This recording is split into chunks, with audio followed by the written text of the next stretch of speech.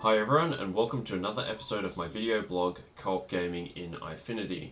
Today's review is on the top-down driving shoot-'em-up game called Renegade Ops. This game is a super fast-paced shoot-everything-you-see type of game, where the best tactic seems to be circling whatever it is you have been tasked to destroy while holding down the shoot button. Now for Eyefinity users, the news is excellent. This game supports it natively. The news is not so good for Nvidia surround users. If you want to run a resolution higher than 4080 pixels wide, you'll need to visit the Widescreen Gaming forum site for a hex edit solution.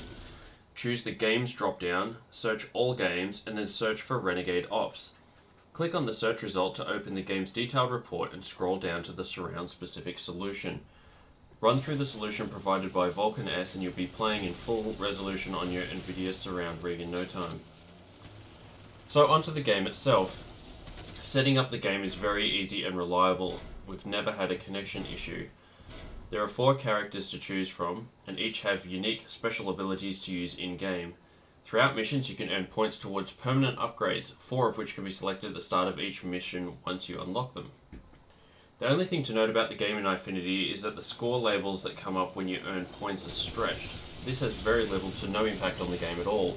You're usually too busy shooting stuff to even notice. Pre-rendered cutscenes are on the center monitor. Begin the assault. While cutscenes rendered in-game are full screen.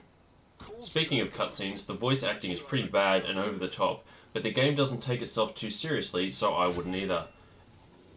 There are a couple of driving modes available, which changes how you control the car, so be sure to try both of them, as the default controls were very frustrating for me, but the second controls were good. In-game, you get a primary gun and can collect a secondary weapon such as rockets or flamethrowers. You are able to upgrade both of these as you go along, separate to the character unlocks I mentioned earlier. Die and you'll be respawned, but without the weapon upgrades collected in-game, which you'll need to collect again by destroying the bad guys. The character's unique special abilities can make a good difference to the game. In this example, I had an EMP blast while my co-op partner had an airstrike. Driving with a friend at high speed is pretty fun using the car's turbo boost, and this often results in some pretty spectacular crashes to have a laugh about. Some missions involve driving into towers and defeating the bad guys inside by pressing space repeatedly.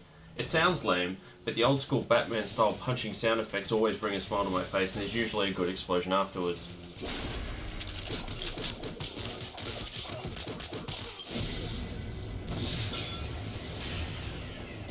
Some missions have a helicopter component where you can change your car into a chopper and wreak havoc that way.